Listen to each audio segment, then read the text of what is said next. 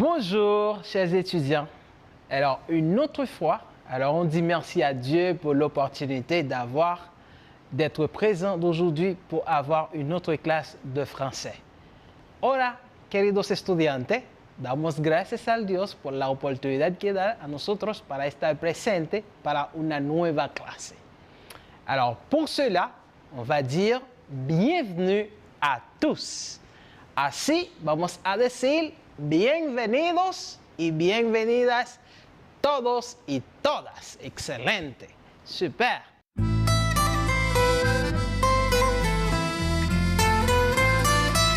Maintenant, on va voir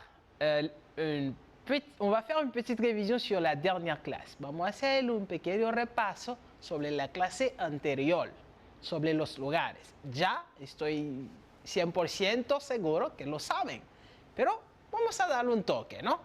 On a la banque, el banco. On a l'hôpital, el hospital. On a la poste, el correo.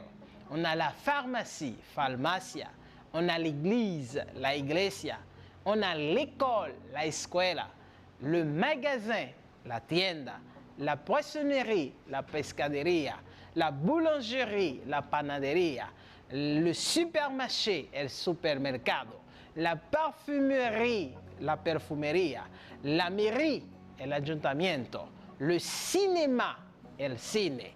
Le parc, el parque. Le restaurant, el restaurante. La gare, la estación. Le musée, el museo. La gare, la estación de métro peut faire. Maintenant, on va voir plus précisément une petite auto-évaluation. C'est juste pour voir votre connaissance sur le terme d'aujourd'hui, ¿no? Vamos a tener una autoevaluación solamente para ver su conocimiento hacia el tema y para ver también la necesidad de aprender y de motivar en la clase de hoy. ¿Acaso puedes preguntar y también sabes cómo contestar? Par exemple, si je dis où est-ce que se trouve la pharmacie, ¿tú puedes hacer esa pregunta en francés? Oui, professeur Mathieu. Où est-ce que la pharmacie? ¿Tu sais qu'est-ce que ça veut dire? O si yo te pregunto de otra forma de hacerme una pregunta en español para decirme ¿dónde está la iglesia? ¿Tú lo puedes hacer en francés? Si es sí, ya estás aquí. Si lo puede hacer una parte, pero me falta la otra parte, está en proceso. Pero si no sé nada, yo no sé que hay una persona aquí así, ¿no? Entonces es no. Pero de todo modo, vamos, porque eso es el propósito, ¿no? Maintenant, tu peux former la phrase, puedes contestar, dar una indicación de dónde está la farmacia. Por ejemplo, aquí tenemos, la farmacie se trouve derrière le stade. Ahora, tú puedes colocar las proposiciones sin ningún problema. Derrière, devant, à côté, à gauche, en haut, en bas. Ay, no, profesor, ahora sí.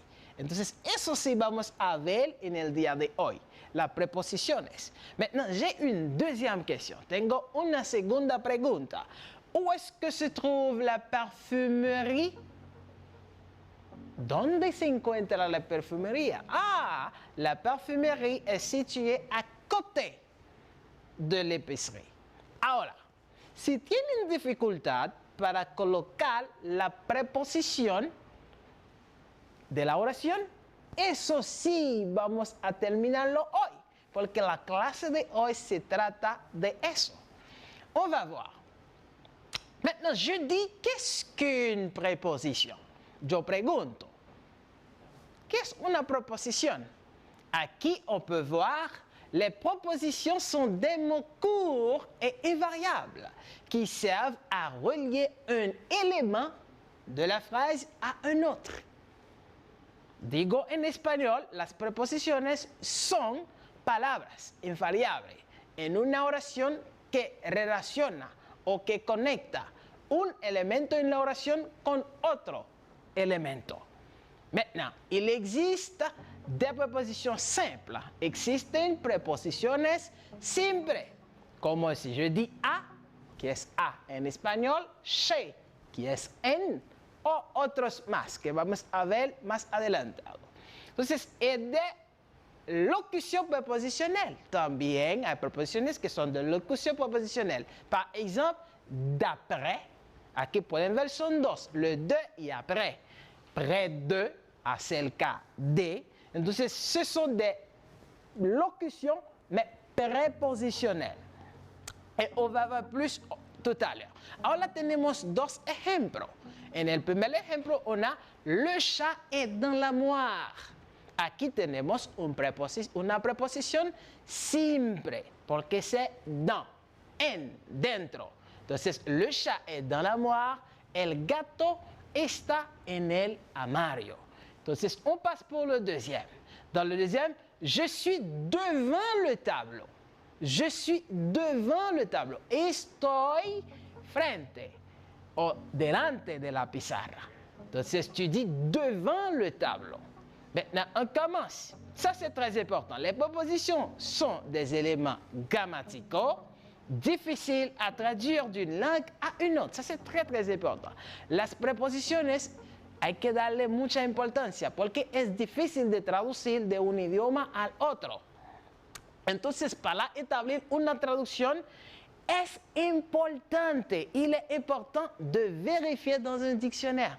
Es muy importante de consultar antes de la traducción en un diccionario para tener la definición clara y el modo de uso que no puede confundir ni que puede ser una mala interpretación.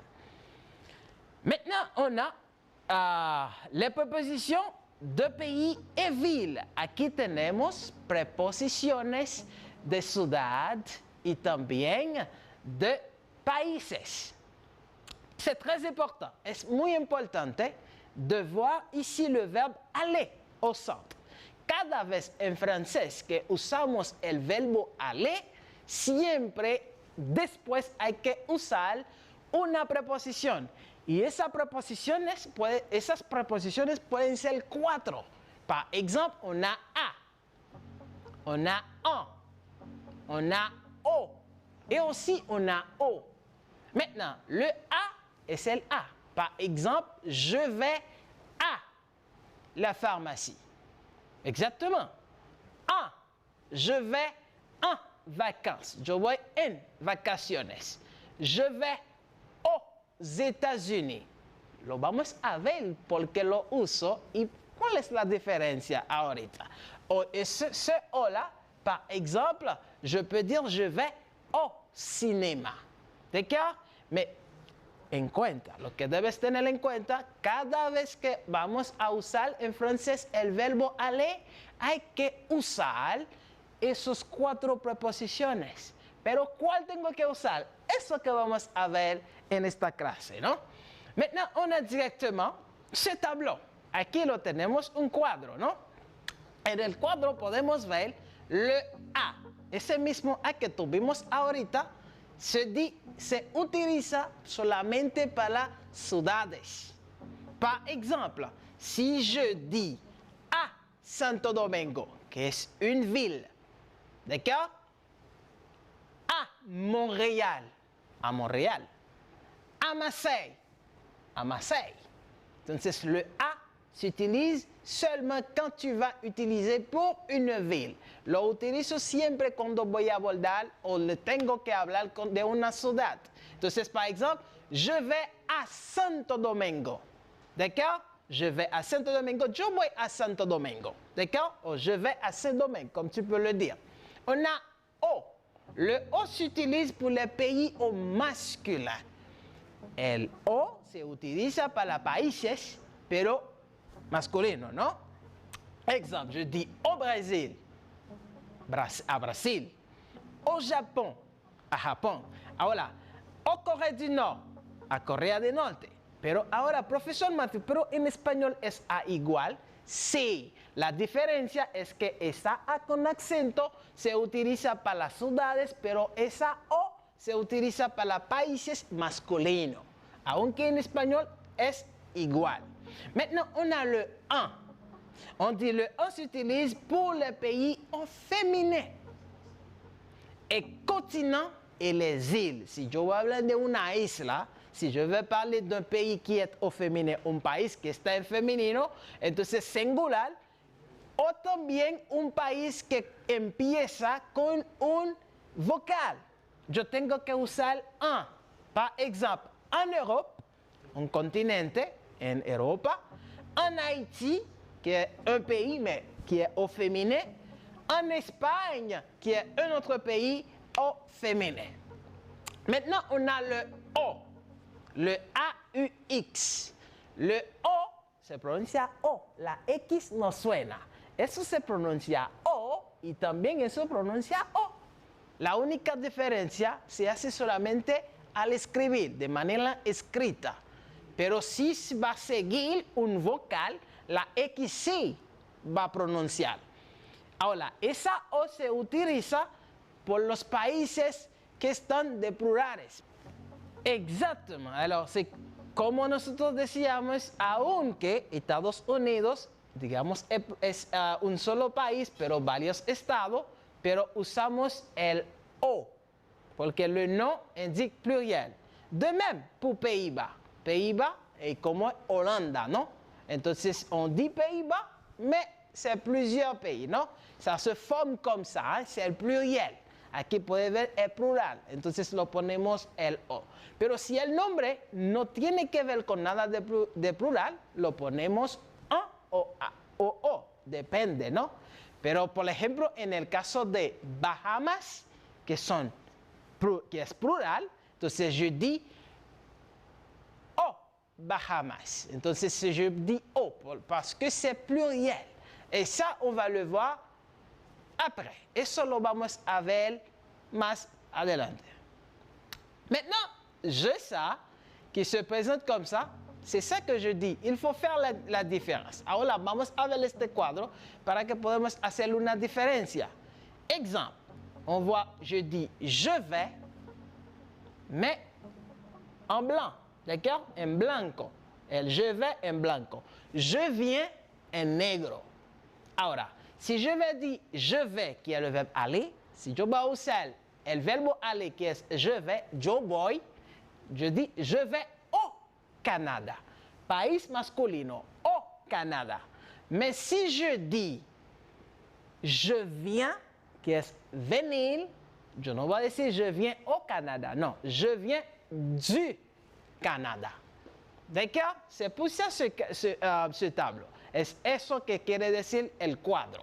Maintenant, je vais à Paris. Una ciudad. Je vais à Paris. Je viens de Paris. Je viens de Paris. Je vais aux États-Unis. Je vais aux États-Unis. Pero se dice, je viens des États-Unis. Je viens des États-Unis. Les pays au pluriel. En France, je vais en France. Je vais en France. Je viens de France. Je viens de France. Les pays qui sont au féminin. Maintenant, on a des exercices. Dans cet exercice qu'on va voir, plus précisément, on va ajouter certaines prépositions dans les phrases. Exemple, on a le A. Ya, nosotros sabemos cuando tocamos usar el A. On a le O, le A. Claramente, para las ciudades, le O, le pays au masculin, países masculinos, le A, pays au féminin, et le O, les pays qui sont au pluriel. Maintenant, on a dans la première phrase, je vais, yo voy, je vais, la, y Puerto Plata en décembre. Qui tengo que poner? Le A, le O, le un ou le O, pluriel. Ah, profesor Matu, me decía que desde que es una ciudad, yo tengo que colocar una A. Ah ouais, c'est ça, exactement. Yo voy a Puerto Plata en diciembre. La réponse se fait, je vais à Puerto Plata en décembre. Excellent, très bien. Génial. Maintenant, on a la deuxième phrase qui dit tu vas, Canada avec ta sœur. Tú vas a Canada con tu hermana. Qu'est-ce que j'ajoute? Canada. Ah ouais, c'est Canada, c'est A. Non, professeur Mathieu, ce n'est pas une ville. Non, es una ciudad. Oh, oui, professeur Mathieu, parce que Canada est masculin. D'accord, alors je dis, alors tu vas au Canada avec ta sœur. Très bien, génial. On a un troisième exercice. Il est né, Saint-Domingue. Maintenant, je dis en espagnol, el nació en Santo Domingo. Maintenant, Saint-Domingue, c'est quoi? Un pays ou une ville? Ah, professeur Mathieu, ouais, c'est une ville. Et una ciudad. Alors, on met, alors, il est né à Saint-Domingue. D'accord? Maintenant, nous allons, on a Bahamas. Bahamas, c'est le pluriel. D'accord? Nos vamos a las Bahamas en junio. Et comment je dis ça? Ah ouais, nous allons aux Bahamas en juin. Très bien. Excellent. Maintenant, je dis, mes parents vont, aux États-Unis. Mis padres van en Estados Unidos. Alors, comme Estados Unidos est plural, alors je mets, mes parents vont aux États-Unis. Très bien, excellent.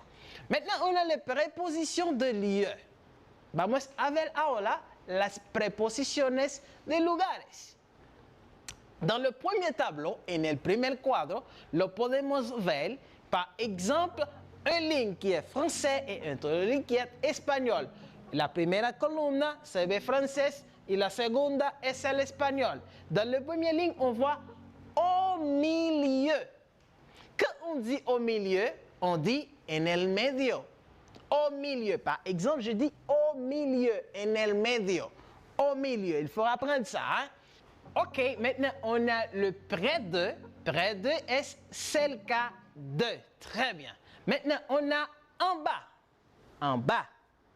En bas. La S al final no se pronuncia. En bas. Alors, en bas, abajo. Maintenant, on a en haut. La T tampoco no se pronuncia. Pero la AU se pronuncia como una O. No lo pueden olvidar. En haut. En haut. En alto o arriba. Maintenant, on a une deuxième ligne qui se dit sans. Sans signe. Avec. Con. Parmi. Entre. Au bout de. Au bout. Au bout. La T no se pronuncia. La O y la U se pronuncia como U. Por lo tanto, yo digo au bout de. Au bout de, al cabo de. On a un autre tableau qui se dit à côté. À côté, al lado. À droite, a la derecha. À gauche, a la izquierda.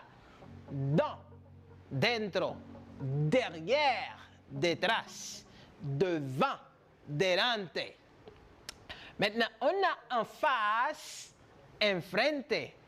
Entre, entre, loin, lejos, sous, debajo, sur, sobre, se, en.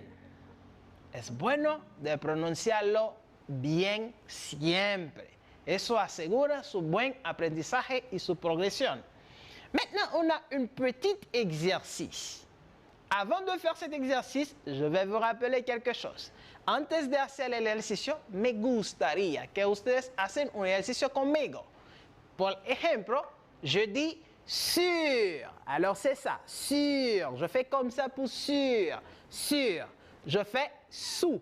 D'accord? Sous. Sur, sous. Sur, sous.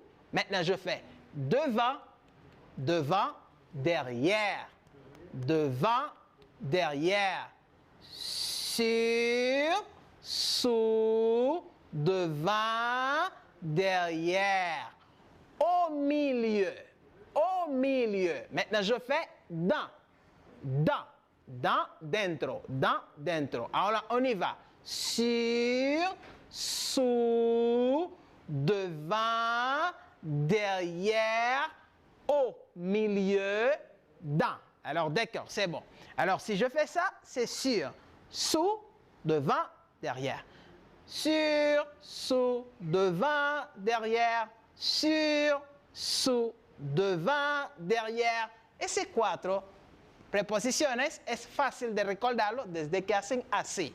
Maintenant, on va indiquer où est-ce que se trouve le petit garçon. Vamos a decir dónde se encuentra el muchacho. Maintenant, on va dans le cadre numéro 1. On dit à gauche de la boîte. Se encuentra a la izquierda de la caja. Ahora yo voy a usar esa oración y completarla. Par exemple, je dis il est à gauche de la boîte. Il est à gauche la boîte. D'accord? Maintenant, je dis ça comme ça, non? Il est à gauche de la boîte. Maintenant, pour le deuxième, où est-ce que se trouve lui?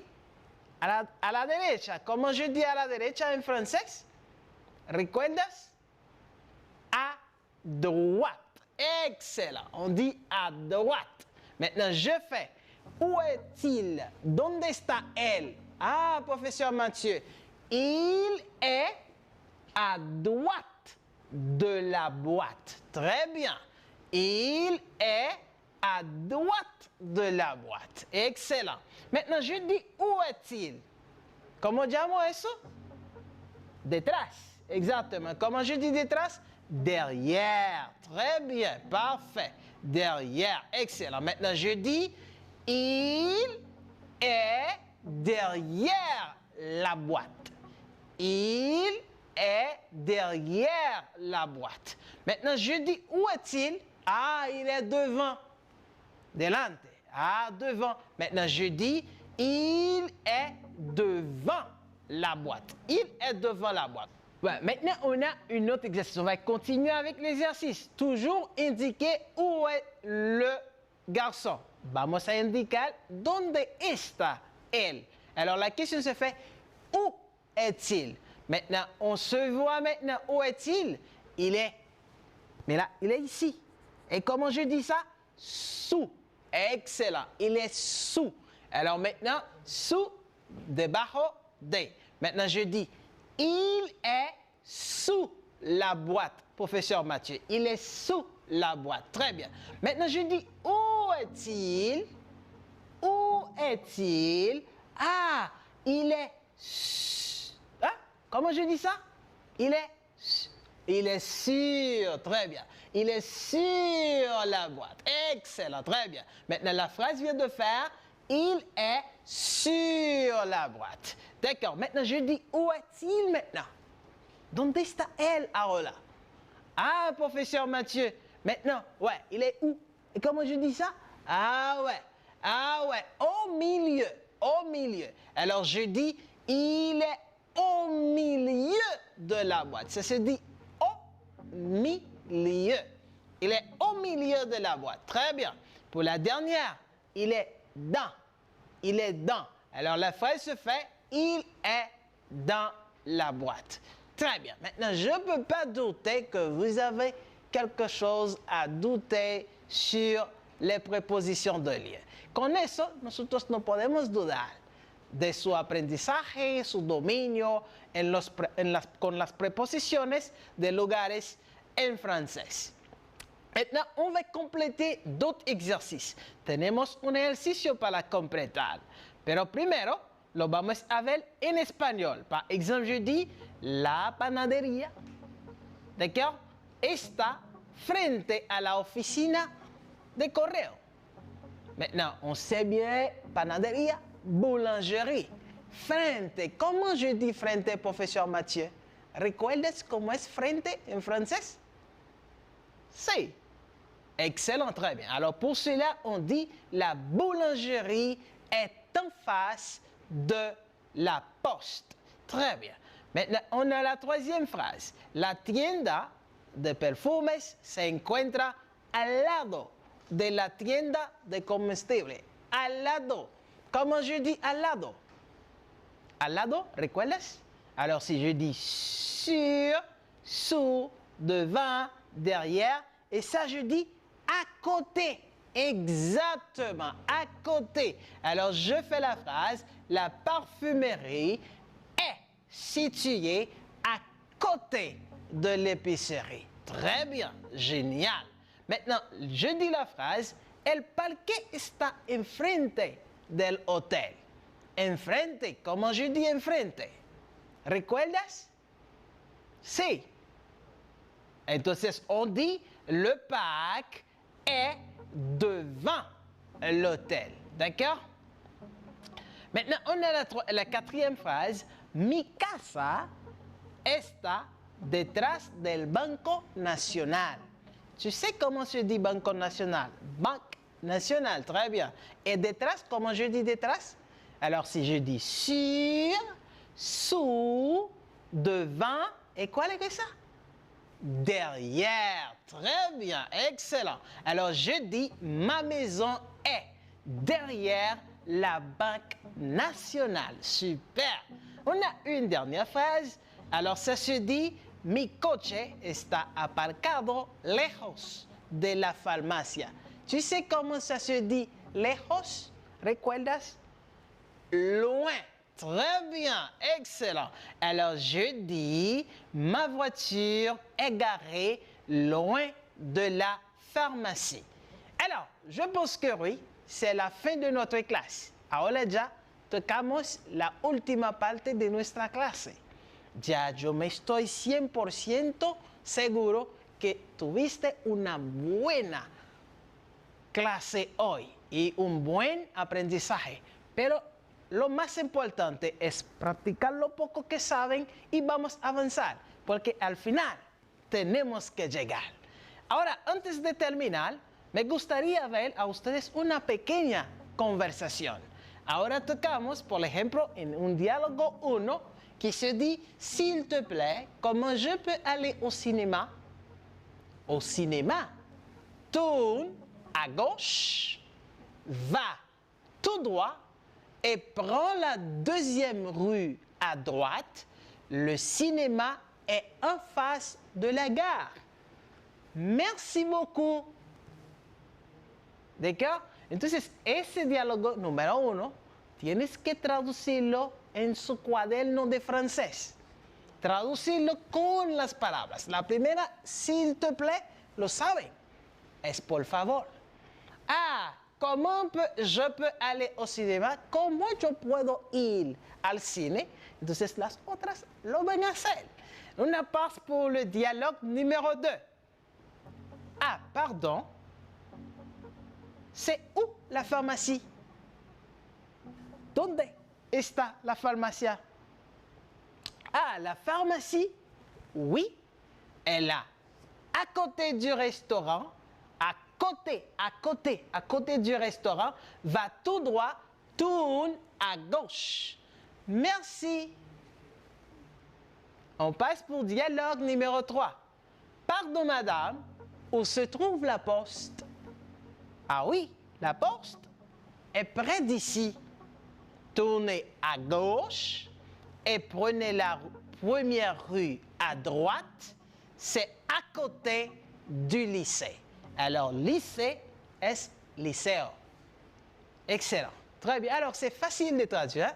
Fácil de traducir, porque ya ustedes tienen casi todo claro y estaban practicando conmigo ahorita. Maintenant, c'est la fin. Et pour cet instant, je vais vous dire merci pour votre participation et merci pour votre disposición. Ya vamos a decir gracias por su participación en la clase de hoy y también por su buena disposición. Pero antes de ir, hay una cosa muy importante que hay que mencionar. Eso es el compromiso que tenemos para ver bien y con salud para la próxima. Ustedes lo saben, siempre hay que llevar su mascarilla y también hay que lavar las manos muy frecuentemente, ¿no? Y la tercera es guardar la distancia social. Entonces, eso es la seguridad para que nosotros podamos ver pronto por una nueva y una merveilleuse clase. Au revoir!